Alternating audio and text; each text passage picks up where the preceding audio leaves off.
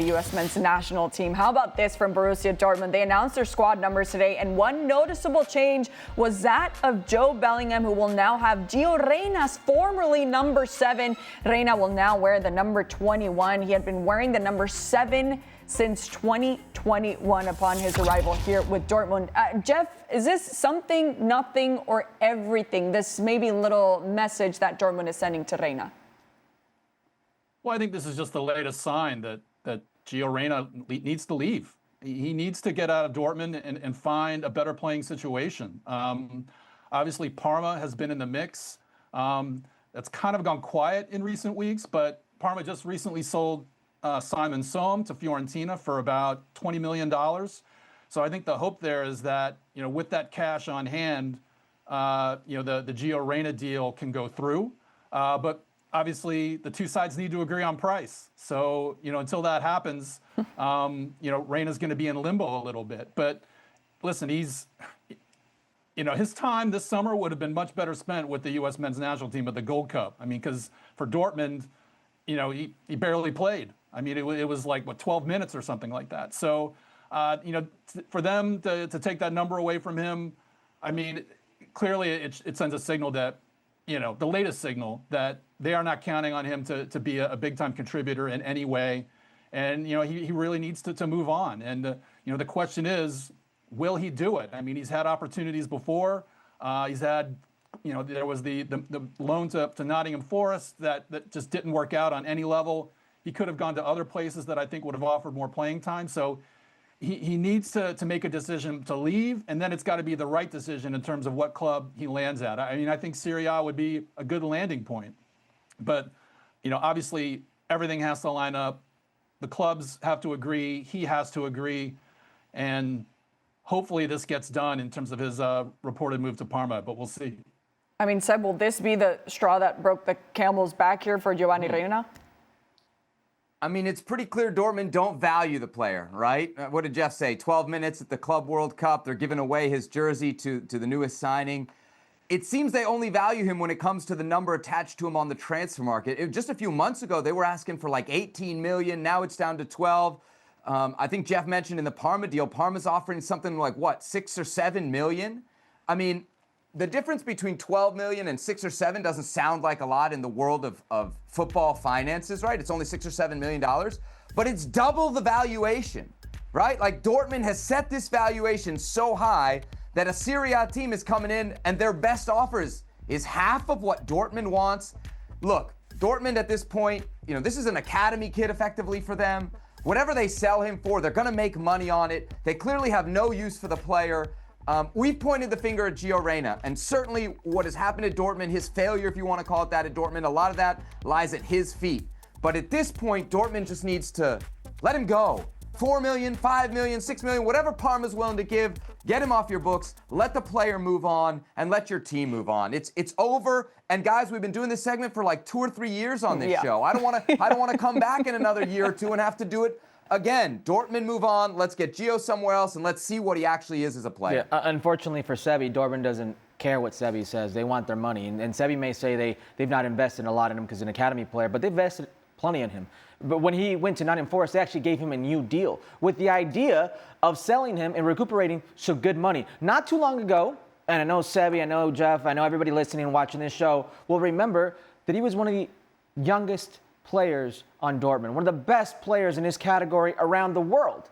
He was one of the wonder kids, the next one to blow up. And he was playing at Dortmund, and he was getting good quality minutes, and he was featuring for the U.S. men's national team. And he went to the World Cup at 18 years of age. So a long time ago, this kid's ceiling was through the roof, literally, was somewhere else. It was asking Christian Pulisic numbers of him.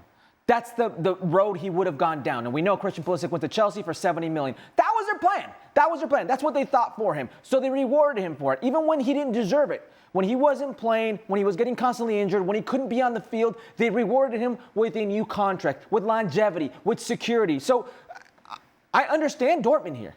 Dortmund have committed to the kid for a long time. They want to see something come out of it. So if the evaluation was 18 million and one team is saying 6, it's not a just, hey, let him go for free. This is a business. And part of that business... What's his value sitting on the bench another year? It doesn't what matter. Happens to his that value? is their prerogative because that is their product. But that if they're doing product. it for money, so take the money now. So if You're the not going player to play wants him to let for another year. If the player wants to let his career waste away, that's on him. Dortmund are fulfilling their end of the bargain. And what they want to do is recuperate some of that loss because to them, this has been a loss. While Sebi may say, this is an investment because he's an academy kid. No, he's not an academy kid. He came from New York. It's not like they brought him up through the ranks. Right, but you don't want to stifle the kid, well, too. he's already... No, Dortmund don't care about stifling the kid. Dortmund think about this as a business, as about a product. Morally speaking, that would be the that's greatest on, that's thing on to do. Giovanni Reyna stifling himself. Because you the can say market you're is wasting spoken. away. You think there's a $15 million bid out there for Gio Reyna? No, Do you honestly believe but that? I think Dortmund is well within their right to say, you know what? It's not $6 million. We're going to get 10 out of this. We're going to get 9 out of this. Whatever the case may be, because they have that right. And here's the other thing, okay? Jeff is saying right there, wasted away. He would have been better off with the U.S. men's national team this summer. Excuse me, Jeff? He was with the U.S. men's national team during the Nations League in the Final Four. This kid, when they needed a goal, they looked down the bench, they saw him, and they said, Pochettino said, nah, I'm good. I'm okay. Not today. So I don't know. I think this is more on Gio. And Seb, you're right. We've been doing this segment for 3 years. When is it on Gio? When will it be on Gio? It'll be on Gio when he gets to a place that's actually going to play him, Herc. And we know Dortmund isn't that place, okay? We know he's not at the level of Dortmund. Can we move on from this conversation and it wasn't at the U.S. men's national team either. When is it going to be on the player? No coach goes against his own interest. Are you a stockholder at Dortmund? Seb, no, are you so concerned that they make an extra few $1 million? Who's telling you that there's 3 different scenarios for the same player and he doesn't play. So why is it on the 3 different teams? 3 different teams? He didn't play at Forest, he didn't play at Dortmund, and he's not playing with the U.S. men's national team. When is it on the player? A lot of it's on the player, Herc. I said that the first time around. A lot of the issues over the past few years fall at the feet of Gio Reyna. The discussion now is what's going to happen to him. Literally, the discussion is, what is Dortmund doing with him since they just gave away his number? They gave away his freaking number, Herc. It's time to move on. It's not his number. How would you feel, though? If that something is wrong with, and I've been there. What is going on with me? What is going on with me? Because it can't be everybody's fault. How old were you when that happened, though? If I can ask. It's happened many times. He's a kid. It happened when I was 18. It happened when I was 27, and it's going to happen in my career. This is what happens to footballers. To change Dortmund's mind. You're asking him to change Dortmund's mind, and they're not going to do it. The sooner you realize you are a product with a short shelf life, the better. Because it can't be this, woe is Gio. Everybody's treating Gio wrong. Dortmund's a big bad. No, come on. At what point is it going to be Gio's fault? Like, Gio's got to take responsibility here. At one point, can we just say, Gio, it's on you?